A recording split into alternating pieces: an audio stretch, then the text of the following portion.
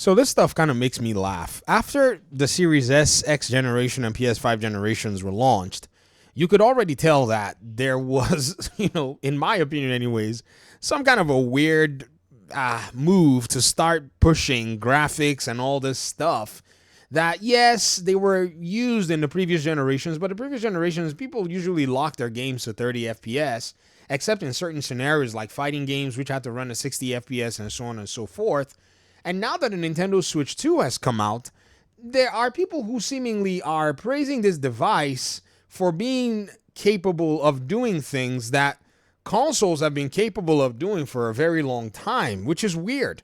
If everybody would just shut up and just be playing their games, and if you wish to play the game at better settings, you go get yourself a better machine, I think developers would probably have to not deal with all this noise and nonsense.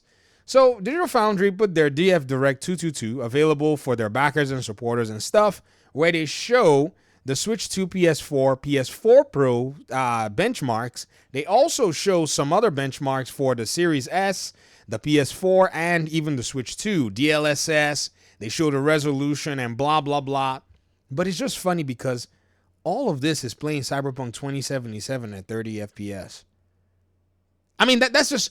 It's just mad that this is pretty much where we are right now in gaming, where we're trying to talk about FPS when the leaps that are necessary to push games any further are not energy efficient, nor are they realistic for manufacturers of gaming components, whether it be proprietary as AMD does for PS or Xbox, or as Nvidia does for Nintendo, or whether it be BYOD as you get when you build your PC.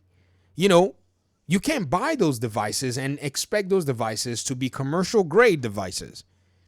And another funny thing is, how in the world PlayStation has abandoned the PlayStation 4 is absolutely shocking to me, seeing as they launched some of their heavy hitters on the PS4, God of War 2018, Ragnarok 2022, Spider-Man 2018, and Uncharted and all these games, they ran on the PS4.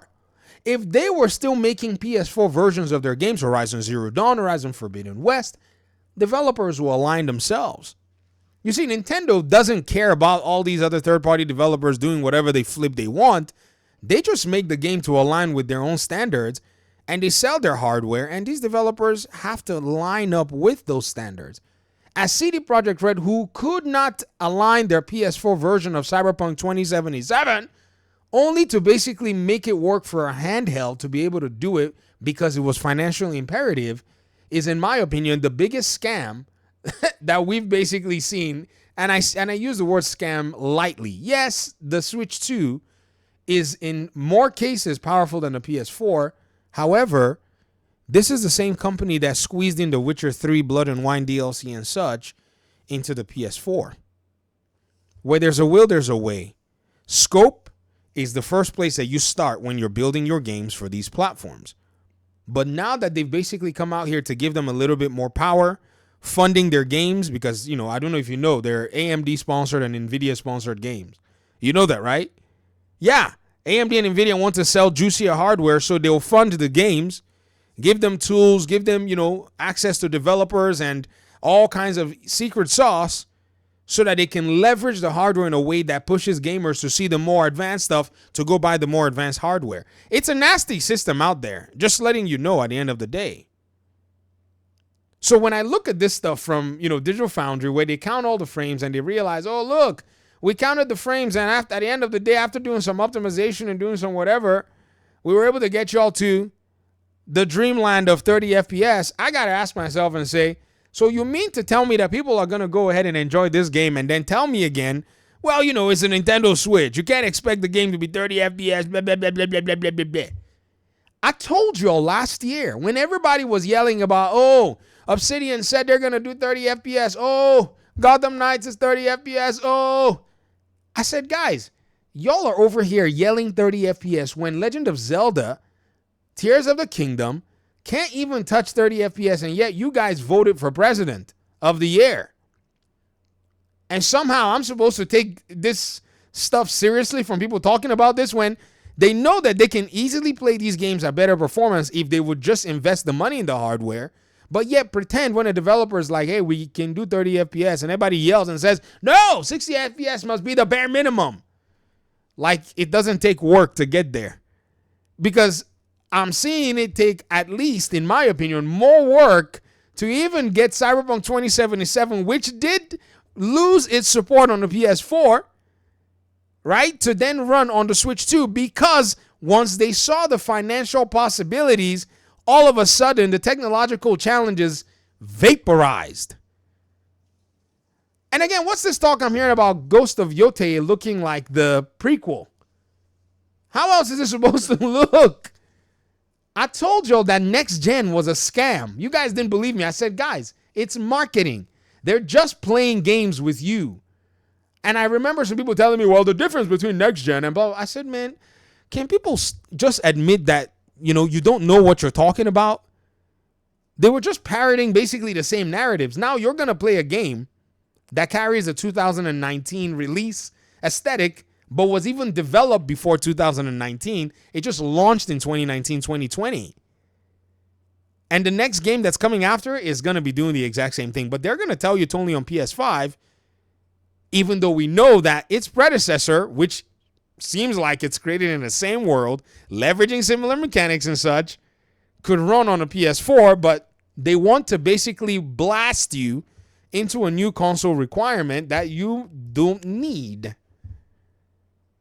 See, all of this next-gen talk only benefited the manufacturers, and the manufacturers made sure that it could also inherently benefit the developers. You, the gamer, there is no inherent benefit at the end of the day for you, because we've basically seen a lot of lackluster games that just are shiny at the end of the day. When it comes to core and in-depth mechanics, many of those games are lacking. In fact, one of the reasons I play Gotham Knights, and you see it a lot, is because it has deep mechanics. Some people just could not wait long enough because the game was not shiny like your friendly neighborhood Peter Parker. Some people would not learn time strikes. They're like, the combo system is weird, because you have to actually time your, when you're hitting. You don't mash. You don't get rewarded for mashing in this game. And so people were like, oh, blah, blah, blah, because again, some people are just so spoiled by looks. Most of what you're talking about, you see people talk about with games like Death Stranding, is photo mode and screenshots. Look at it. Like everyone's like, oh, look at Death Stranding. Look at how it looks. Because it's basically giving you mechanics that have already been explored and exhausted in many different video games. By the way, I'm not saying that it's bad. I'm just saying those are mechanics that you've always liked. But now they want to basically come out here and, in a sense, oh, look at the way the Decima engine looks. If I hear one more person tell me about some engine look, when most of the games that we played, they did not look like what it is that they look now. And they are still classics, and they still basically resonate and resonated with us. If they didn't resonate with us, why is emulation such a massive thing at this point in time?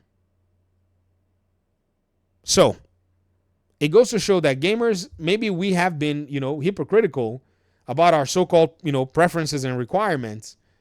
And now that gaming is basically facing an overall upending, we're going to have to, come to reality at the end of the day. There's no doubt about that. No doubt about that. I'm out. Talk to me in the comment section, folks. Peace out.